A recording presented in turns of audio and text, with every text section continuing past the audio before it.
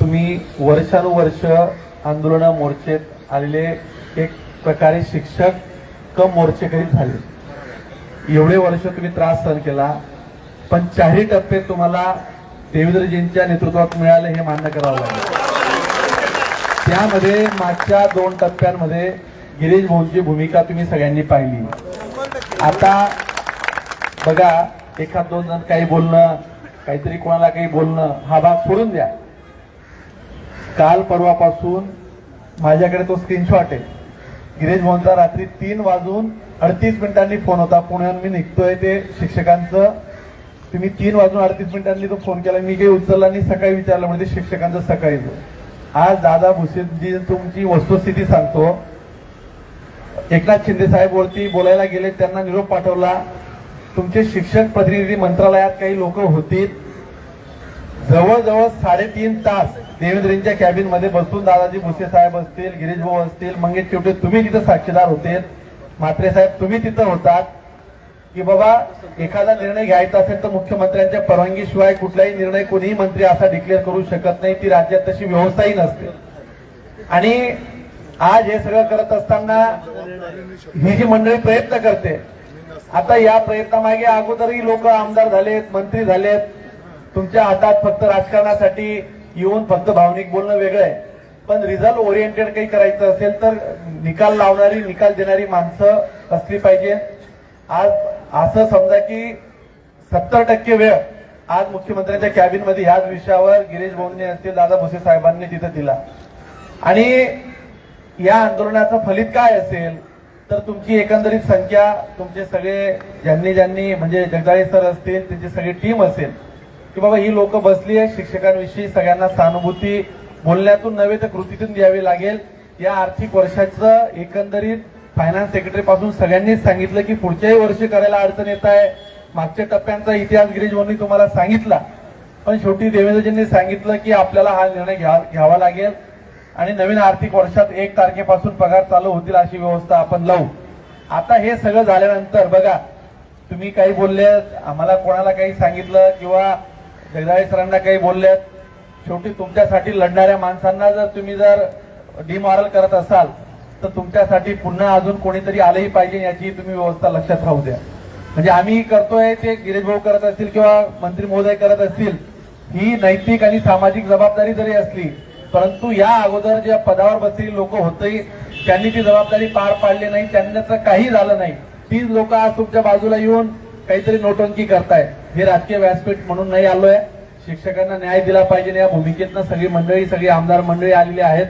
आणि हा जो निर्णय गिरीश भाऊंनी आणि दादा भुसेजींनी सांगितला, हा मुख्यमंत्री महोदयांच्या चर्चेतून, राज्याच्या सचिवांच्या चर्चेतून झालेला निर्णय आहे। जगदाळे सरांनी सांगितल्याप्रमाणे तुम्ही सगळेजण मान्य करावं एवढीच तुम्हाला विनंती करतो। मान्य करणार ना गिरीश भाऊ? आता त्याचा गोड समारोप करावा ही विनंती दादाजी भुसेजी।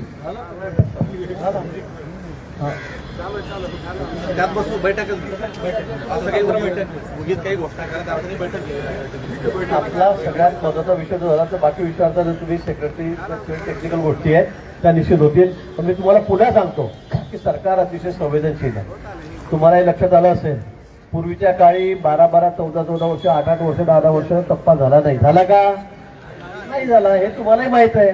पण निश्चित हे सरकार संवेदनशील आहे। माननीय मुख्यमंत्री देवेंद्रजी, उपमुख्यमंत्री एकनाथजी आहेत, तुम्हाला याच्याबद्दलही माहिती आहे। आज अजितदादा असते तर ते हेच म्हणाले असते, आज ताई म्हणताय। पण मला वाटतं की आता हा निर्णय प्लस मध्ये आपल्याला थोडं 2-3 महिने उशीर होतोय, कारण मला तुम्ही म्हटलं की दिवाळीला द्या, दिवाळीचा म्हणजे डिसेंबरमध्ये होता, त्याच्याऐवजी मी मार्च केलेला आहे, बरोबर आहे। तर आता आपण सगळं तोंड घोड करा, आपल्या व्हॉट्सअपवर, फोनवर सगळ्यांना ही गुड न्यूज कळवा, सगळं स्वागत करा, सरकारचं स्वागत करा, आभार माना सगळ्यांचे, आणि आपण जावं। आपल्याला जी शंका आहे की 1 एप्रिलला होईल की नाही, त्याची जबाबदारी पूर्णपणे आमची, आपल्या घराजवळून मसायचं त्या आमची जबाबदारी आहे। तुम्हाला परत इथे यावं लागणार नाही, कधीच यावं लागणार नाही, एवढं सांगतो। लगेच अधिवेशनाला मला जायचं आहे, ठीक आहे ना? सगळ्यांचे आभार। दादा भुसे साहेब या ठिकाणी ते शब्द देतील कारण त्यांच्या घरी जावं लागेल, तर मग तुम्हाला तर माझ्या घरी आलं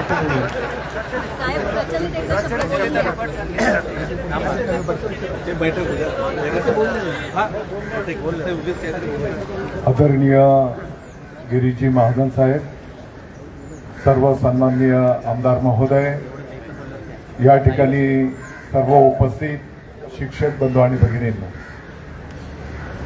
मला वाटतं की गाडीत येत असताना गिरीश भाऊ आणि आम्ही सर्वजण शिक्षक बांधव कशा पद्धतीने त्यांचं मार्गक्रमण असतं अतिशय संवेदनशीलपणे आम्ही चर्चा केलेली आहे.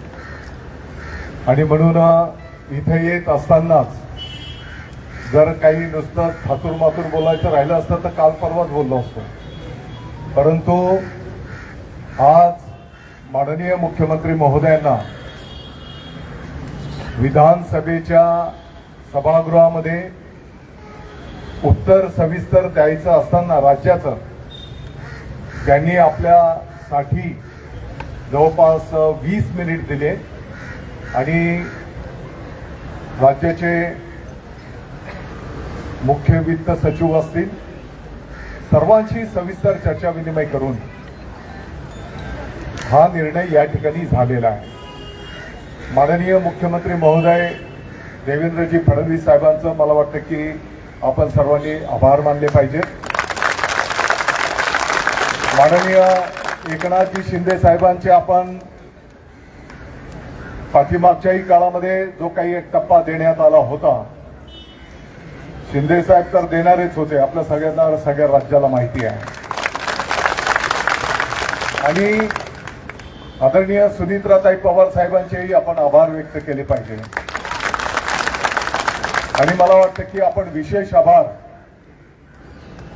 एक वशिला लावायला, हे तर आमचं कुटुंब परिवार आहे, परंतु हेडक्वार्टरमध्ये माननीय मुख्यमंत्री महोदयांना वशिला लावण्याच्यासाठी माननीय गिरीश भाऊंना मी पकडून ठेवलं होतं आणि गिरीश भाऊ एका बैठकीकरता 5 मिनिट वर गेले, परंतु मंगेशला धरून ठेवलाय. मला वाटतं की आपल्या सर्वांना माहिती आहे की ज्या आर्थिक परिस्थितीतनं आपलं राज्य आणि संकटांना तोंड देत आपण मार्गक्रमण करतो आहोत. शेतकऱ्यांचे, जसं भाऊंनी सांगितलं की शेतकऱ्यांच्या कर्जमाफीच्या संदर्भातला विषय असेल, अवकाळी पाऊस, होणाऱ्या दैनंदिन घटना, आणि म्हणून मुख्यमंत्री महोदयांनी 31 मार्च ही आपल्याला म्हणजे बजेट अधिवेशन की ज्याच्यामध्ये या संदर्भातली आर्थिक तरतूद केली जाईल असा शब्द आपल्या सर्वांना त्या ठिकाणी दिलेला आहे.